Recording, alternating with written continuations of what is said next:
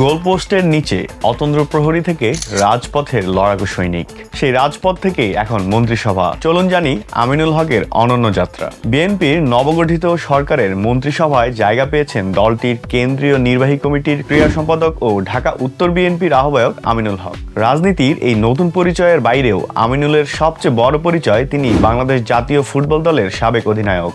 2003 সালে দেশের প্রথম সাফ চ্যাম্পিয়নশিপ জয়ের নায়ক তিনি। গত মঙ্গলবার 17 ফেব্রুয়ারি সেই সাফল্যের মুকুটে যোগ হয়েছে নতুন পালক। দেশের যুব ও ক্রীড়া মন্ত্রণালয়ের প্রতিমন্ত্রী হিসেবে শপথ নিয়েছেন আমিনুল হক। গোলপোস্টের নিচে অতন্ত্র প্রহরী থেকে রাজপথের লড়াকু সৈনিক, এখন তিনি দেশের ক্রীড়াঙ্গনের অভিভাবক। ত্রয়োদশ জাতীয় সংসদ নির্বাচনে ঢাকা 16 আসন থেকে প্রতিদ্বন্দ্বিতা করেছিলেন আমিনুল, তবে জিততে পারেননি। তবুও তাকে ঘিরে গুঞ্জন থামেনি। নির্বাচিত হলে ক্রীড়ামন্ত্রীর দায়িত্ব তার হাতেই উঠবে এমন ধারণা ছিল বেশ জোরালো। নির্বাচনে পরাজয়ের পরও তার প্রতি আস্থা রেখেছেন তারেক রহমান, যা তার গ্রহণযোগ্যতারই প্রমাণ। ফুটবলই আমিনুলের মূল পরিচয়। 1998 সালে কাতারের বিপক্ষে প্রীতি ম্যাচ দিয়ে জাতীয় দলে অভিষেক হয় তার। এরপর 2011 সাল পর্যন্ত নিয়মিত ছিলেন দলে। চোট ছাড়া খুব কমই একাদশের বাইরে থাকতে হয়েছে তাকে। 2003 সালে সাফ চ্যাম্পিয়নশিপ জয়ের পাশাপাশি 2010 সালের এসএ গেমসে বাংলাদেশকে স্বর্ণ জেতান তিনি। সেই টুর্নামেন্টে তার জালে বল জড়ায়নি একবারও।